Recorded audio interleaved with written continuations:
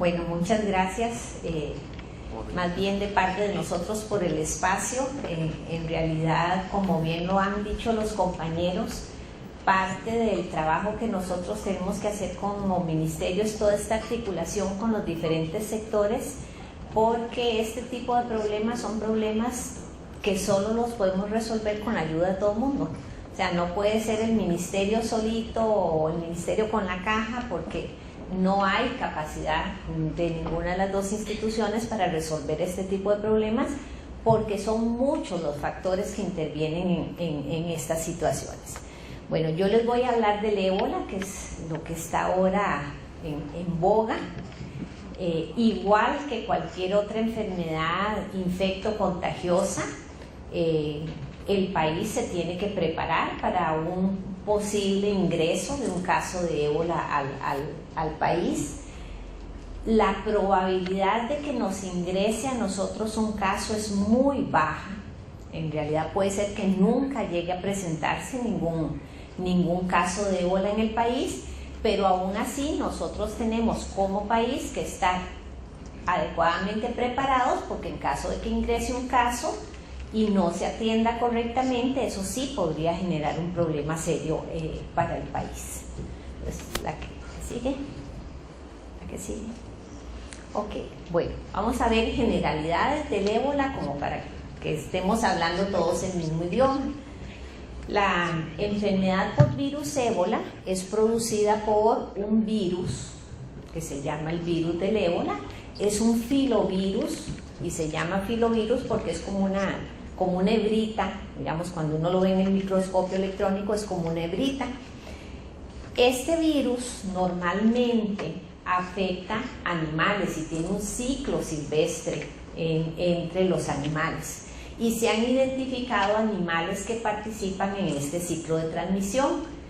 Entre esos el murciélago que come frutas, que no es un tipo de murciélago que tengamos aquí en el país, es un murciélago grandote, inclusive la gente en África se lo come, con el murciélago, para que entiendan la magnitud. No es ese de nosotros que es así chirrisquitito, que no tiene ni carnita, ¿verdad? Sino que es un murciélago mucho más grande. Intervienen también en ese ciclo de transmisión algunos primates, como el chimpancé, como el gorila, y otros animales de sangre caliente como el antílope, que son normalmente animales que también la población africana utiliza mucho dentro de su dieta. Cuando el hombre ingresa a ese ciclo selvático, corre el riesgo entonces de infectarse del virus del ébola. ¿Y cómo se infecta? Bueno, porque caza estos animales, el animal está infectado, a la hora de pelarlo y sacar la carne del animal, entra directamente en contacto con la sangre del animal infectado y entonces la persona adquiere el virus. Y entonces la persona se enferma y al regresar a su comunidad empieza el ciclo de transmisión entre personas.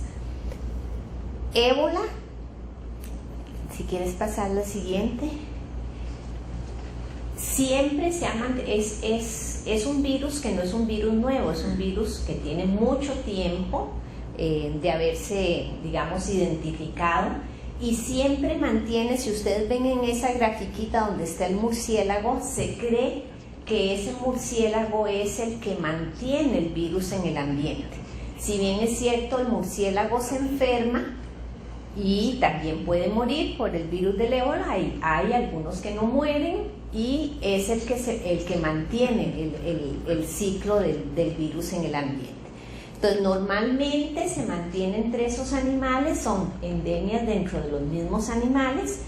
Cuando aparecen otros animales, entonces se provocan epidemias dentro de los animales, y ahí es donde el hombre ingresa y entonces se puede producir la epidemia dentro de las personas. La siguiente. Okay.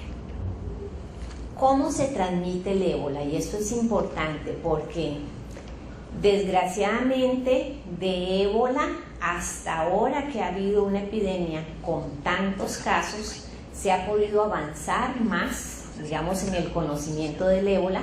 Anteriormente los brotes habían sido muy circunscritos, eran brotes relativamente pequeños, en comunidades muy pequeñas, aisladas, y entonces no se había obtenido tanta información sobre el virus del ébola. Y entonces hay mucho mito con respecto a la forma de transmisión, y casi que la gente cree que si pasa alguien con ébola al frente ya me voy a infectar del ébola, y no es así, ¿verdad? Y sobre todo si uno se ha puesto a ver películas como Epidemia y estas que es más o menos así como virus del ébola, ¿verdad? Entonces sí, la gente se espanta de ver estas situaciones. Entonces, ¿cómo se transmite el ébola? El ébola se transmite únicamente cuando yo entro en contacto directo con la sangre o con fluidos de una persona que está enferma. Y cuando hablamos de fluidos corporales, los más importantes son la sangre, el vómito o la diarrea. Esos son los más importantes. Hay otros fluidos corporales que pueden tener el virus, pero que es mucho más difícil que se dé la transmisión a través de esos otros. Y ese contacto directo con los fluidos, para que el virus me entre, yo tengo que tener alguna lesión, digamos una cortadita, un rasponcito, un muñero, alguna cosa, cuando toqué ese fluido para que el virus pudiera entrar. Si la piel está intacta, el virus no entra fácilmente. Si yo me lavo las manos, se murió el virus y no me voy a infectar. La otra posibilidad es que entre a través de mucosas, que yo toque algún fluido, me pase la mano por los ojos o me toco la boca o la nariz, y entonces a través de las mucosas entra fácilmente el virus. La otra forma de que yo puedo adquirir el virus es tocando objetos contaminados, y por eso el personal de salud es uno de los personales que tiene más riesgo de contagio, porque entra directamente atendiendo al paciente con los fluidos del paciente, y además si tiene que manipular al paciente puede entrar en contacto con una aguja, tener un accidente, y eso puede provocar que yo me infecte.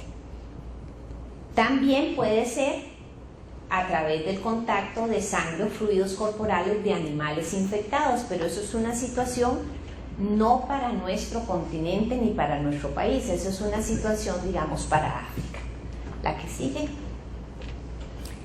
Entonces, como les decía, el virus entra a la persona a través de las membranas mucosas o a través de soluciones de continuidad, o sea, lesiones en la piel, o porque tenga yo un accidente y me pinche con una aguja o con un objeto que está contaminado. La que sigue. En esta grafiquita, entonces les quiero exponer eso del riesgo. Yo quiero que esto les quede bien claro, porque es un poco entender cómo es que se transmite para no tener tanto susto así como se ha venido a veces manejando por los medios de comunicación. Si ustedes ven, ahí va de mayor riesgo a menor riesgo. Entonces, como mayor riesgo, lo que tenemos es sangre, las heces y el vómito. Esos son los fluidos donde más cantidad de virus hay, y entonces si yo entro en contacto con esos virus es donde más facilidad tengo de contagio. Hay otros fluidos como la orina, como es la leche materna o como es el semen, que se ha detectado el virus, pero que no tienen tan alta cantidad, y es, digamos, el riesgo es moderado, no es tan alto como en los primeros. Y está como bajo riesgo lo que es la saliva, lo que es las lágrimas o el sudor. ¿Por qué? Porque la persona, por ejemplo, la gente de migración o la gente de aduanas entró en pánico y dijo, no, entonces yo no toco el pasaporte de nadie, tengo que usar equipo de protección, o yo no reviso las maletas de nadie. Y en realidad la posibilidad de contagiarse de esa manera es prácticamente nula. Eso no existe, porque para que una persona contagie a través de la saliva, del sudor o de las lágrimas, tiene que estar ya en una etapa prácticamente terminal de la enfermedad. O sea, ya es la persona que está por fuerza hospitalizada a nivel de nuestro contexto, hospitalizada ya con un shock séptico. Ahí es donde esa persona podría contaminar con esos fluidos. Si es una persona que anda caminando, no va a tener una posibilidad de contagio de esa manera. La que sigue. Algo importante es que el ébola no se transmite por el aire. O sea, no estamos hablando de una enfermedad como influenza o sarampión o cualquier enfermedad que sí se transmite por las gotitas de saliva, que esas, digamos, tienen más riesgo de transmisión y que sí tenemos que tomar otras medidas en esos casos. Entonces, el ébola no se ha demostrado hasta el momento que se pueda transmitir por el aire, tampoco por agua contaminada o por alimentos contaminados. No son formas de transmisión del ébola. Entonces aquí tenemos el esquema de la transmisión. Yo de una persona sana, esa persona sana entra en contacto con los fluidos o la sangre de una persona enferma. Esa persona entonces va a entrar en lo que conocemos como periodo de incubación, que es desde el momento en que yo entré en contacto con el agente infeccioso hasta el momento en que empiezo a desarrollar síntomas. Ese periodo va desde 2 hasta 21 días y eso va a depender de la cantidad de exposición que tuve, de la dosis, por decirlo de alguna manera, de fluido contaminado con la que entré en contacto.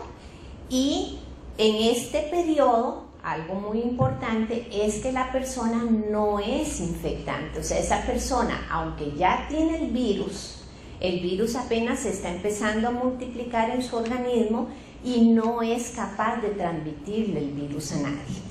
Entonces, un viajero que venga sin síntomas, aunque venga en ese periodo de incubación, no va a ser capaz de transmitir la enfermedad. Hasta que no empieza con los síntomas es que la persona es capaz de transmitir la enfermedad.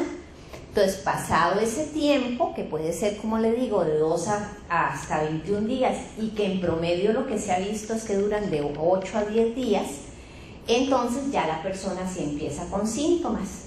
Y los síntomas son progresivos. Conforme va progresando la enfermedad, va aumentando la cantidad de virus en el cuerpo de la persona enferma e inclusive se dice que es más infectante una persona muerta, porque ya fue cuando llegó al clímax, por decirlo así, de multiplicación del virus en su organismo, que una persona que todavía está viva. Y básicamente, si ustedes han visto las noticias, lo que ha venido a dar resultado en África para poder empezar a controlar el brote es controlar las costumbres o los ritos funerarios que tienen, porque el 60% de los casos que se están presentando por contaminación en los ritos funerarios. Ok, la que sigue.